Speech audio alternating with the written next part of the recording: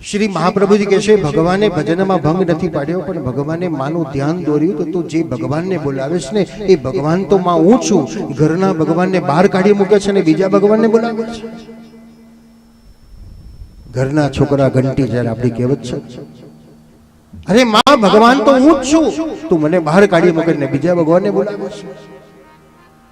શ્રી મહાપ્રભુજી કહે શરીર એક ગાડું છે. સત્તાસુર કોણ છે? કામ, ક્રોધ, લોભ, માયા, ઈર્ષા, અહંકાર, આ સત્તાસુર આપણી પર હુમલો કરે અને આપણને દબડાવે છે, આપણને હરાવે છે. પણ કોણ બચી શકે?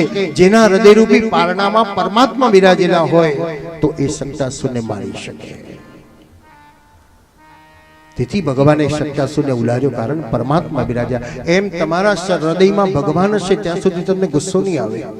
તમે માળા કરો છો, નક્કી કર્યું બોલવાનું નથી મારી, અને છોકરાને ખબર પડી કે મમ્મી બોલવાની નથી, બોલો પછી શું કરશે છોકરો? એક રકાબી ફોડશે, બે ફોડશે, ત્રણ ફોડશે. તમે તપડી મારી મારી શાંત થા ઈશારા કરો, પણ છોકરો જાણે કે મમ્મી બોલવાની નથી, ઊભી થવાની નથી. હવે 5-10 રકાબી ફોડી ત્યાં સુધી તમે સહન કર્યું, પણ જેવી માળા પતી અને કેવી બે ચાર આપી દીધી કે નહીં? આ સત્તાસુર આવી ગયો. ભગવાન હતા ત્યાં સુધી ના આવ્યો, પણ જેવા ભગવાનને સાઈડમાં ખસેડ્યા તે આવી ગયો.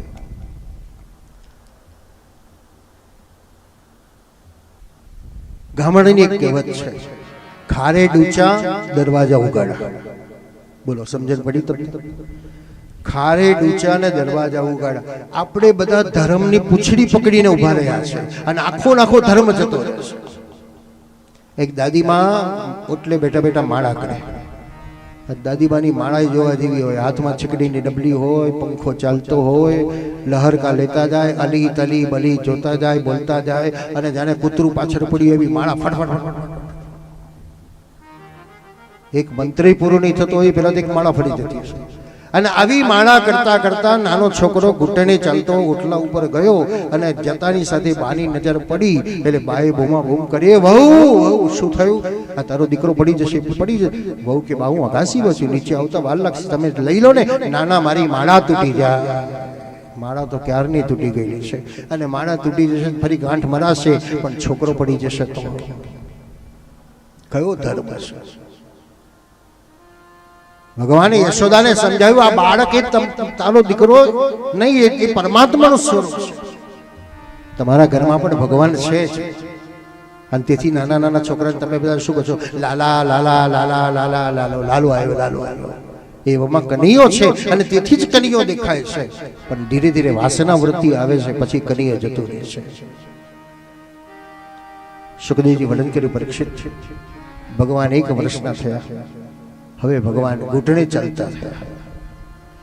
4 પગે ભગવાન ચાલ્યા. શા માટે 4 પગે ચાલ્યા? તો જાણે પોતાની પ્રિયતમા પૃથ્વીને 4 હાથથી આશ્વાસન આપતા હોય કે હું તારો ભાર હલકો કરીશ. તેથી ભગવાન ઘૂંટણે ચાલ્યા. આંગણામાં જઈને માટીનું ઢેફું લઈને મળામાં મૂકી દીધું. અષ્ટ સખાઓ કે છે, મોહન તે માટી ક્યું ખાઈ, ઠાડે ગ્વાલ સકલ સમુદાય, મોહન તું માટી ક્યું ખાઈ. ભગવાને માટી ખાધી. દાઉ ભૈયા ફરિયાદ કરી, અને કનૈયો કે ના ના કહી હરી માથું તુણાવે, આંખ મહિયા સુડા લાવે, મેં નથી માટી રે ખાધી. હવે ભગવાન બોલ્યા, मैया मैंने मिट्टी नहीं खाई. तो आकाश के देवता थे सब हंसने लगे. भगवान गलत बोले, भगवान झूठ बोले, मिट्टी खाई और कहते मैंने नहीं खाई. भगवान ने आंख निकाल कर कहा कि गर्भ स्तुति कहाँ कहा था? हाँ भगवान, आपने जो भी किया वो सब सत्य है. ભક્તો એના ખુલાસા કરે છે, ખાધી પણ ખરી અને નથી પણ ખાધી. ભગવાને વિચાર્યું કે પૂતનાનું વિષપાન કર્યા પછી મુખ અપવિત્ર બની ગયું છે. દુનિયામાં પવિત્રમાં પવિત્ર કોણ છે?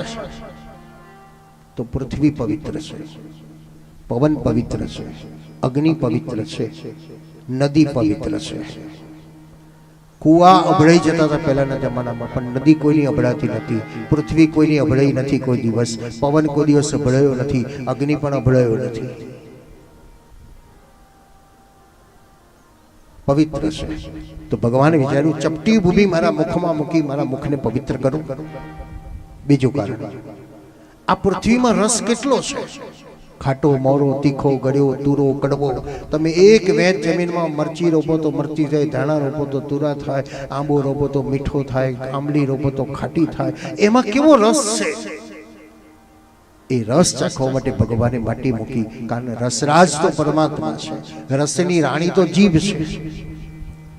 બીજા ભક્તિ કીધું ના, ભગવાને વિચાર કર્યો કે આ વ્રજ કેટલું પાવન છે, પુણ્ય સ્થળી છે, અનેક દેવતાઓ વ્રજમાં જન્મ લઈને આવ્યા છે, તો મારા ઉદરમાં પણ કેટલા બધા દેવતાઓ છે.